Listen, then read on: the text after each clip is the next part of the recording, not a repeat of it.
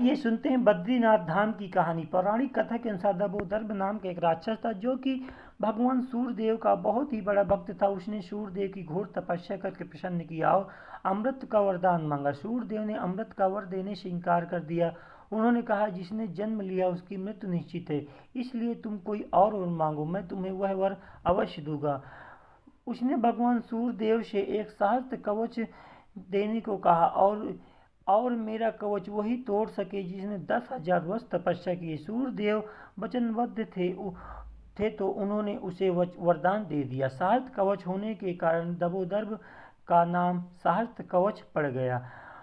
उसके बाद सहस्त्र कवच अपने आप को अमर समझने लगा और तीनों लोकों में हाहाकार उत्पात मचा दिया। फिर सभी देवगण अपनी समस्या लेकर भगवान नारायण के पास पहुँचे, विष्णु के पास पहुँचे और भगवान विष्णु ने देवताओं को आश्वासन दिया कि शीघ्र ही उसका कोई उपचार करूँगा।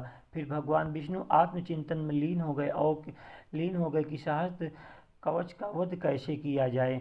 फिर उन्होंने अपने दिव्य दृष्टि से देखा कि पृथ्वी लोक के हिमालय में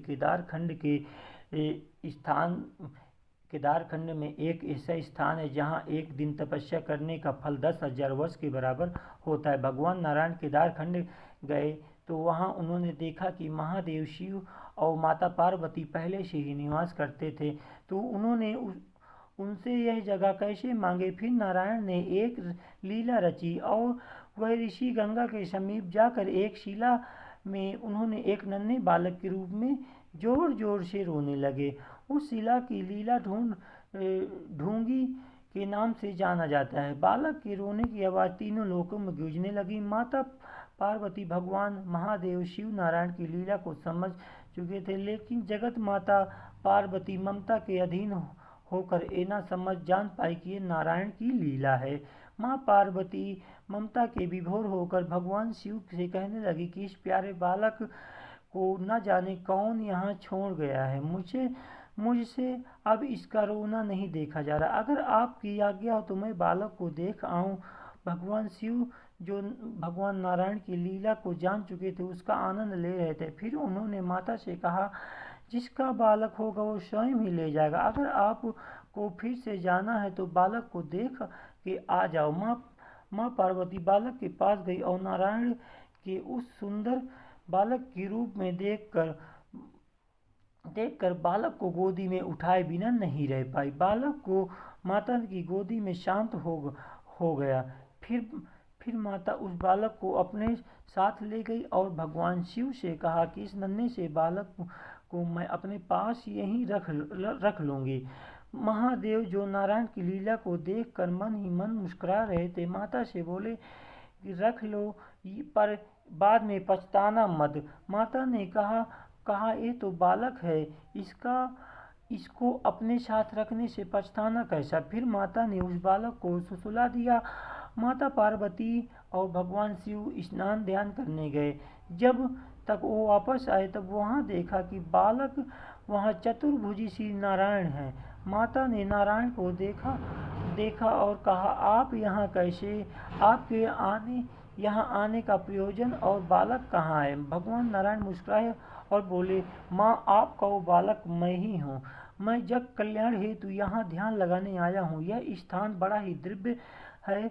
मुझे जब पता चला कि यह स्थान में आप रहते हो तो मुझे लीला करनी पड़ी ताकि आप स्वयं ही यह स्थान मुझे दे दो, और आपने ही यह स्थान मुझे दिया। माँ पार्वती और महादेव शिव ने यह स्थान फिर से नारायण को देकर स्वयं केदारनाथ चले गए। फिर ध्यान से भगवान शिव और माता गए। जिस स्थान से शिव और माता गए उस स्थान का नाम आदि केदारेश्वर के नाम से जाना जाता है। यहाँ आज भी भगवान विष्णु के बाल रूप के पद चिन्ह है।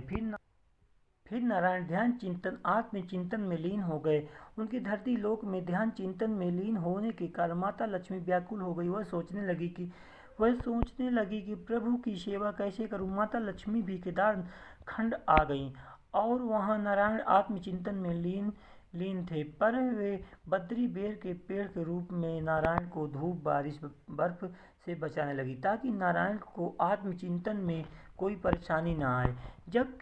जब श्री नारायण का ध्यान टूटा तो वह माता लक्ष्मी की सेवा से बहुत प्रसन्न हुए। माता को वरदान दिया कि आपने बद्री के वृक्ष के रूप में मेरी सेवा की है तो मेरा यह प्रिय स्थान बद्रीनाथ के नाम से विख्यात होगा, और जब कभी भी मेरा नाम लिया जाएगा तो मेरे नाम से पहले आपका नाम लिया जाएगा। उसके बाद से ही माता का नाम नारायण से पहले ही लिया जाता है, जैसे बद्रीनाथ, सीताराम, राधा श्याम, लक्ष्मी नारायण।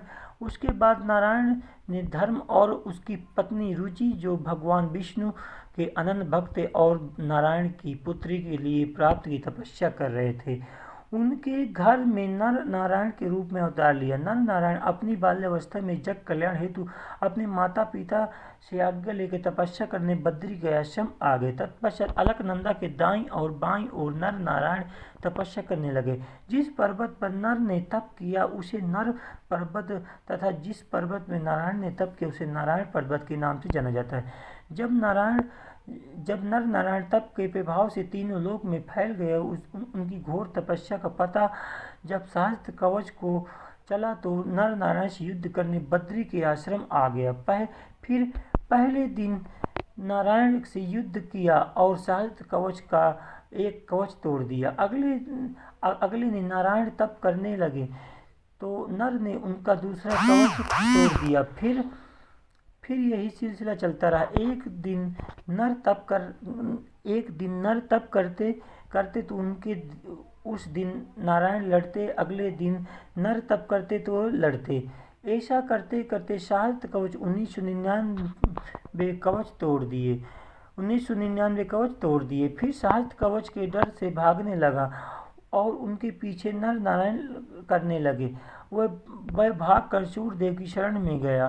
फिर सूर्यदेव ने भगवान नर नारायण से विनती की कि हे प्रभु, अभी ये मेरी शरण में है और मेरा इस धर्म है इसकी रक्षा करना, तो दया करके सहस्त्र कवच अभी छोड़ दे। श्री नारायण ने सूर्यदेव की बात रखने हेतु उन्होंने कहा कि मैं अभी तो इसे छोड़ देता हूँ, किंतु द्वापर युग में आपको इसे कुंती के आवाहन करने हेतु अपने पुत्र के रूप में भेजना होगा।